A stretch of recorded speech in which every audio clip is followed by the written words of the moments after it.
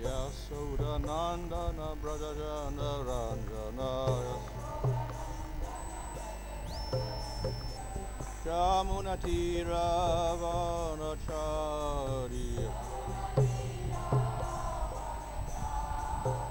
Jaya Radha Madhava Kunjabi Hari Jaya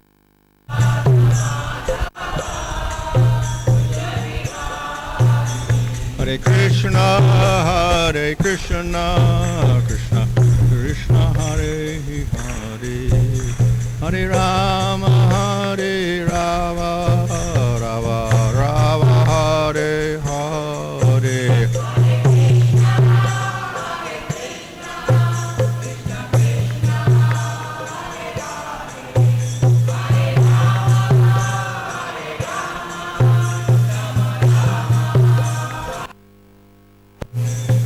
Prabhupada, Prabhupada, Prabhupada, Jaya Prabhupada, Jaya.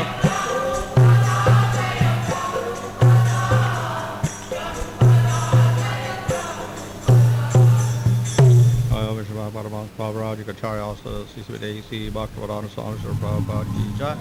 Namaskar Hari Das Thakur Ki Jai. Prabhupada Hosri Krishna Chaitanya Prabhu Nityananda Sri Advaita Gadadhar Shri Gaur Bhaktivinoda Ki Jai. Sri Radha Krishna Gaur Govinda Sham Mukunda Radha Kunda Giri Govardhan Ki Jai. Sri Vrindavan Dham Ki Jai. Navadip Dham Ki Jai. Ganga Jamuna Tulasi Bhakti Devi Ki Jai. Ananda Koti Vaishnava Vrinda Ki Jai. Samaveta Bhaktivinoda Ki Jai. Go Premanandi. All glories to assemble devotees, all glories to assemble devotees, all glories to assemble devotees. All glories to Sri Guru and Sri Guranga, all glories to Sri Prabhupada. Om Namo Bhagavate Vasudevaya.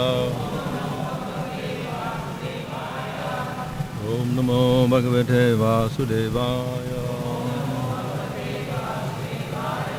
Om Namo Bhagavate Vasudevaya. Namo Om Vishnu Padaya Krishna Prastaya Bhutale Srimati Bhaktivedanta Swami Nityanamane Namaste Saraswati Devi Gauravani Prachadane Nirvashesha Shanyavani Paschatadesha Tarane Sri Krishna Prabhu Nityananda Sri Advaita Gadadhar Shivasati Gaur Hare Krishna Krishna Krishna Hare Hare Hare Rama Rama Rama Hare Hare.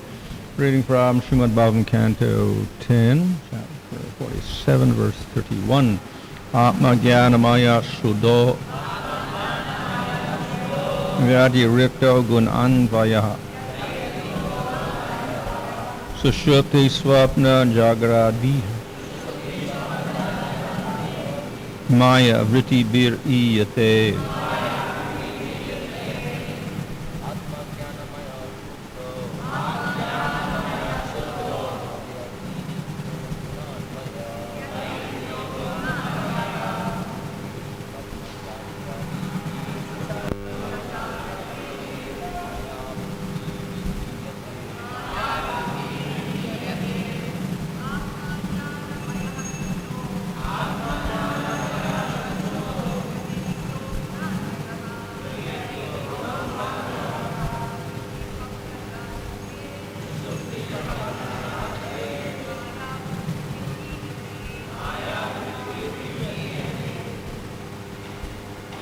Atma, soul, Jnanamaya, comprising transcendental knowledge.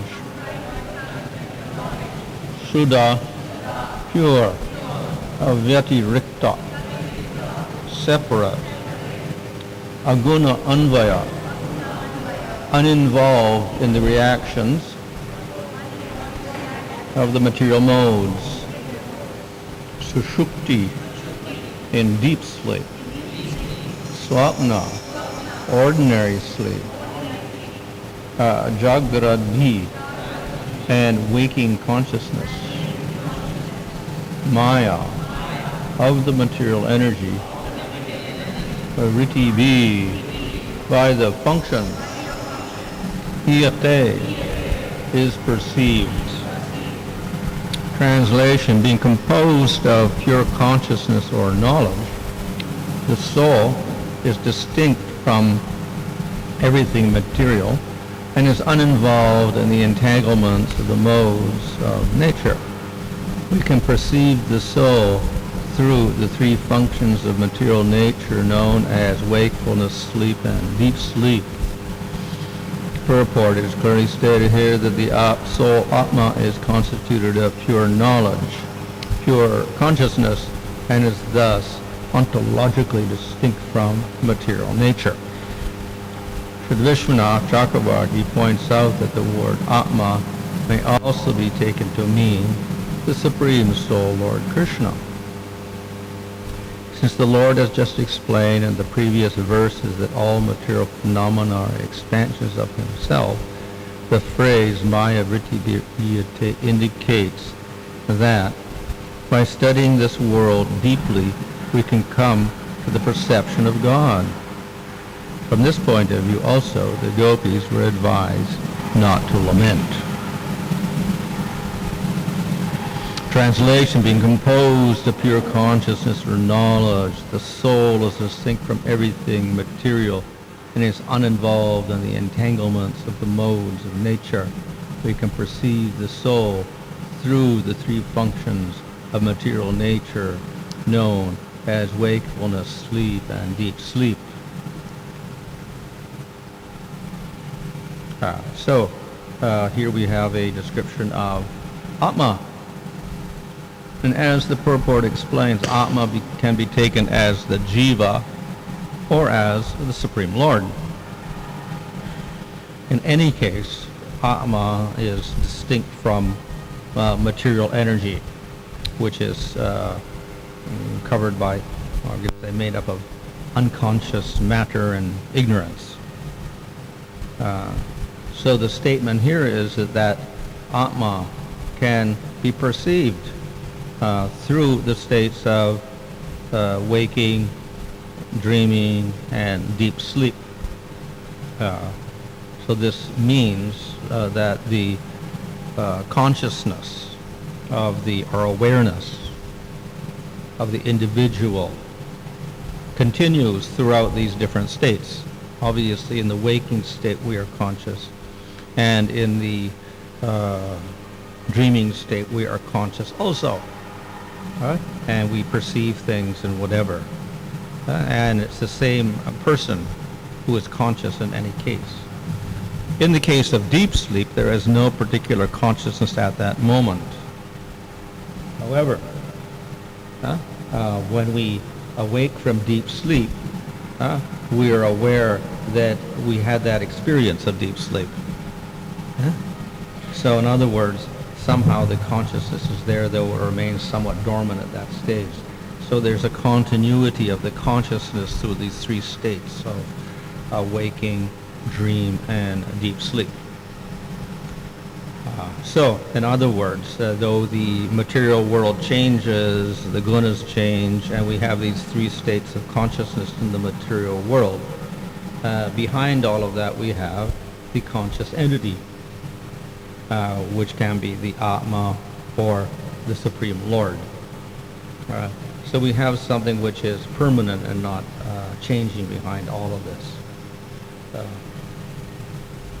So this, of course, is another philosophical statement, just as in the previous verse, the Lord talked about creating, maintaining, destroying the material world through his energies.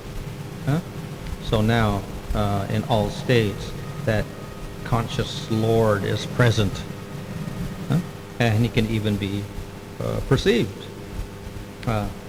through all of these different states or whatever. So though the Lord may appear to be in another place or whatever, from the previous verses we understand that the Lord is all-pervading, and that he is present throughout creation and destruction, etc. And even when he doesn't appear to be there, if we are very perceptive, then we can understand the presence of the Lord in all states of waking consciousness and deep sleep. This is as far as the material world is concerned. So this is a way of understanding that the Lord is present in all cases. This, of course, is a logical explanation. And sometimes in the Bhagavatam we have reasoning given to support the fact for the existence of the soul and for the God. So if this is the case, the Lord is present there in all cases, then there is no need to lament about separation from the Supreme Lord, because he's always there in all states. So this is, we can say, the external reasoning that Krishna is giving for not lamenting in this situation. So in the next verse, Krishna continues to analyze in the same way. And here he says, as a person just arisen from sleep may continue to meditate on a dream, even though it is illusory, so the agency of the mind, by the agency of the mind, one meditates on sense objects, which the senses can then obtain. Therefore, one should become fully alert and bring the mind under control. Purport, the word pratipad means to be perceived or restored. The soul that is vinidra, free from the dreamlike condition of material consciousness, is restored to its constitutional position as an eternal servitor of the Lord, Sri Krishna, and thus the soul is directly perceived by pure consciousness. So, the statement here is that the person who arises from sleep may think of objects in a dream, though they're actually illusory. So this is a type of false aspect, a false aspect of consciousness. So in the same way, one meditates on sense objects, which one can attain in this material world. In either case, there is, we can say, some falsity attached to both of these positions, either in the dream state, in the waking state, thinking of the dream, or meditating on sense objects in waking state as well. All these perceptions ultimately have an aspect of illusion in them. So therefore one should bring the mind under control.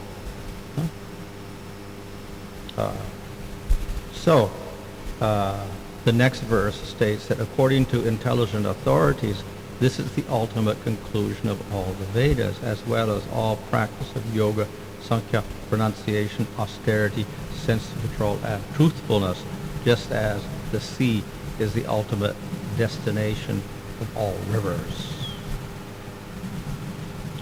Purport. Here the Lord states that all Vedic literature is meant ultimately to bring the soul to the point of controlling the mind and senses and fixing them in transcendental self-realization. Thus, processes of so-called yoga, mysticism, or religion that involve unrestricted sense gratification are not actually spiritual processes, rather convenient ways for foolish people to justify their beastly behavior. Lord Krishna here assures the Gopis that by fixing their minds in self-realization, they will realize their spiritual oneness with the Lord. Thus, they will no longer suffer the pangs of separation. This whole argument here is given from the point of view of these processes mentioned, yoga, sankhya, etc., which tell us to realize the illusory nature of this world and understand we're not the body, we are the soul. How does this relate with Krishna? So similarly, just as the material world and all the objects in it are illusory and Actually, we have another level of reality. So in the same way, that separation from Krishna is also illusory. And as Krishna stated already, Krishna is already there, everywhere. So we simply have to come to the realization of Atma and of Supreme Lord. And then there is no separation. So in other words, the argument given here is that feelings of separation are due to illusion or ignorance. And if we become self-realized or realize God, then no separation at all. Lord is actually present. So that's nothing wrong with this argument for people in the material world. It is true. And therefore we carry out sadhana to realize Atma and realize the Supreme Lord. And we get rid of ignorance and we understand the presence of the Lord. However, on the level of the people of Vrindavan and the Gopis, this type of argument cannot be given because they don't have material bodies. They're not subject to ignorance of the material world at all. They have already seen the Lord. They already know that they're not material bodies, etc. So there's no question of getting rid of ignorance and illusion, etc., and then realizing the Supreme Lord. So what is their ignorance, or why would they lament at all, since they would understand the presence of Lord everywhere? So within the spiritual world, because of the Shaktis of the Lord, we have arrangements so that consciousness in the spiritual world, which is pure knowledge, is adjusted in certain ways through the agency of Yoga Maya. So some things are unperceived, are not known. Other things are known at certain times. And therefore, they appear, the people in the spiritual world also appear to be subject to ignorance. So therefore we can say there is a type of ignorance in the spiritual world as there is in the material world. But it is a different arrangement and its purpose is different. The ignorance in the material world is there to facilitate the jiva's happiness apart from the Supreme Lord with the material body. The ignorance in the spiritual world is there to produce pastimes which produce increasing bliss with the Supreme Lord. And it's not because of the jivas, it's an arrangement of the Supreme Lord. So the jivas in the spiritual world are not qualified in any way with any type of material ignorance or rejection of the Lord. They have prema, so they accept the Lord fully. So the Lord restricts their consciousness at certain times, so they're not aware of certain things. So in this particular pastime, the people of Vrindavan are not aware of the Supreme Lord's presence. They think, oh, he has gone over there, even though obviously the Lord is all-pervading and whatever like that. And particularly for the people of Vrindavan, they don't even accept Krishna as Supreme Lord.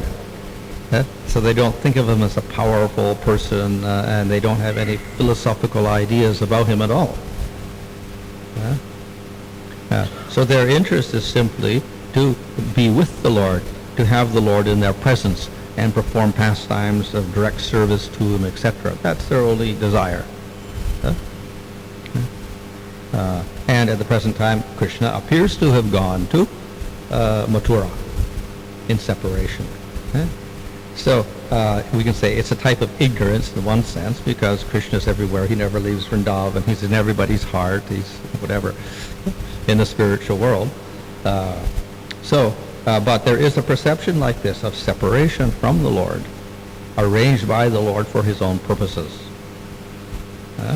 So it is part of the pastimes. So this whole idea of coming to the realization that we're not the body, we're the soul, and Supreme Lord is everywhere, and we should realize spiritual nature and get rid of our material identity. That does not apply to the gopis or the people of Vrindavan at all.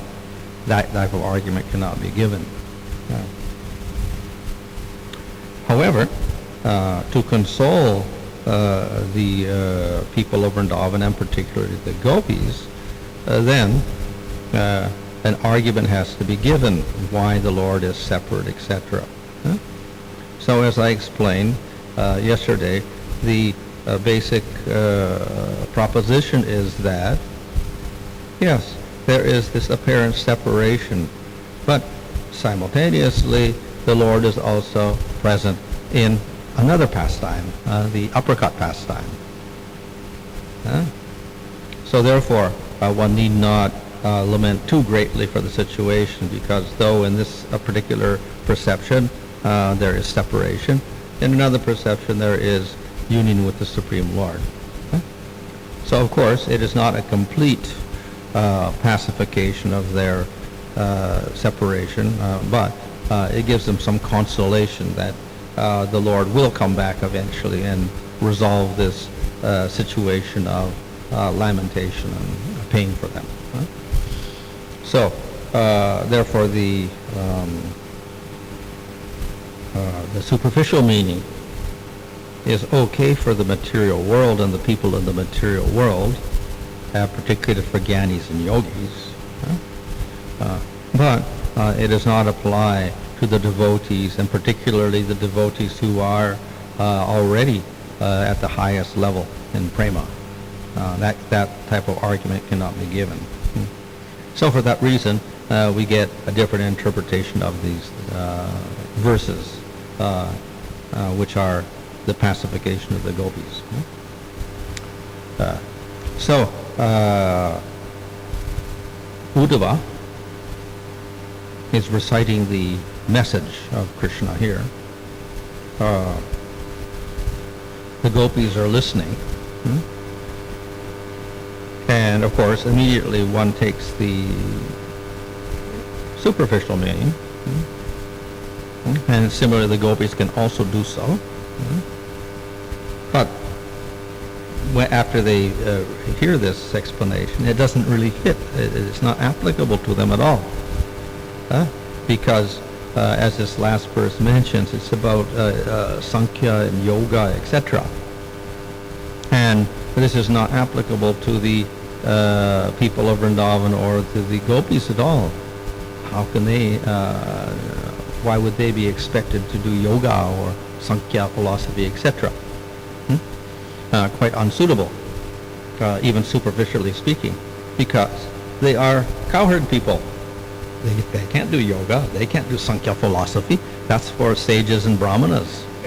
Wow, what is the point of talking like this to the gopis of all people? Do yoga, study Sankhya philosophy. Yes, maybe the Kapila can speak to somebody like this, and or Vyasadeva can tell us to certain sages, you should meditate and do yoga and Sankhya philosophy, etc. But certainly not to the gopis. It's the most unsuitable thing of all. Therefore, that superficial meaning has to be rejected, and we have to look for other meanings. So this is because of faith in Krishna. The gopis therefore understand a deeper meaning behind this, and they take that meaning instead, and through that they get their consolation.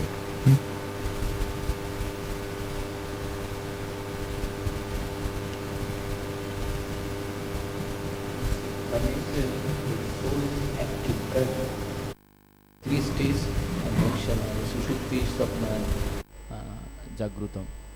So we can understand, realize that in the state of jagra means soul is active. What about this sushupti and swapna? Soul is not active that time. Sushupti and swapna. It's active because dream, the senses are active. There's perceptions of things, etc. In susupti, it's not active, but after the state of susupti, then there's awareness that one existed through that whole state. You say, I slept nicely.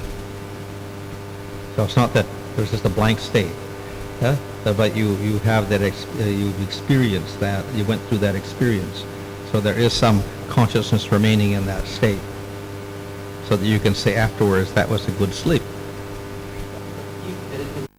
And we can experience this, yes, I slept nicely. If there is no disturbance. If there's a disturbance, you wouldn't have a deep sleep. We will have You would wake up instead. We will have sapna that time. Huh? We will have sapna. Yeah, dream state, whatever. Another question is, Maharaj, see, when Uddhava came from Mathura, he is completely aware that Krishna is the Supreme Lord, and this even he also understood after coming to Vrindavan that these Gopis are exalted devotees. Okay, but now here see, he is giving the knowledge of Atma-jnana, and even although Uddhava knows that they are the devotees, Krishna also has a spiritual body, but he is making distinction between Atma and body here.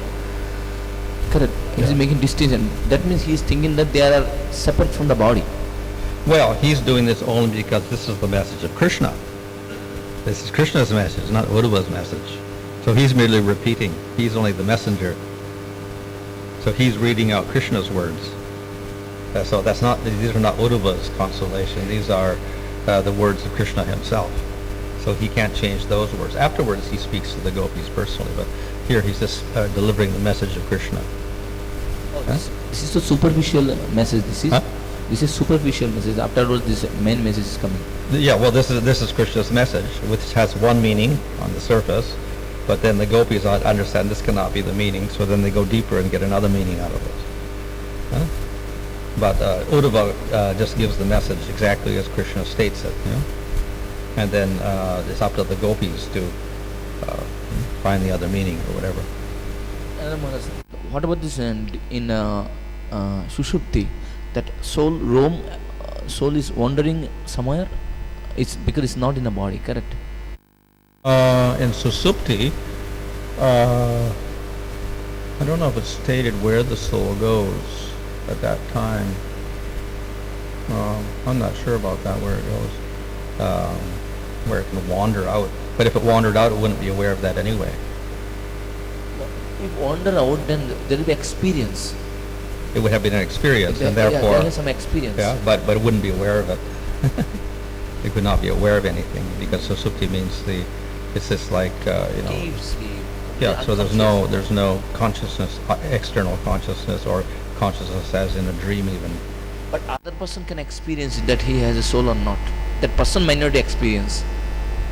How can another person experience it? No, other person means because there is there's a heartbeat that he is in this deep sleep. Oh yeah, externally he's still alive. Yeah. But we can't say anything about the consciousness of that person because we don't know, we are not the experiencer, only that person is experiencing it.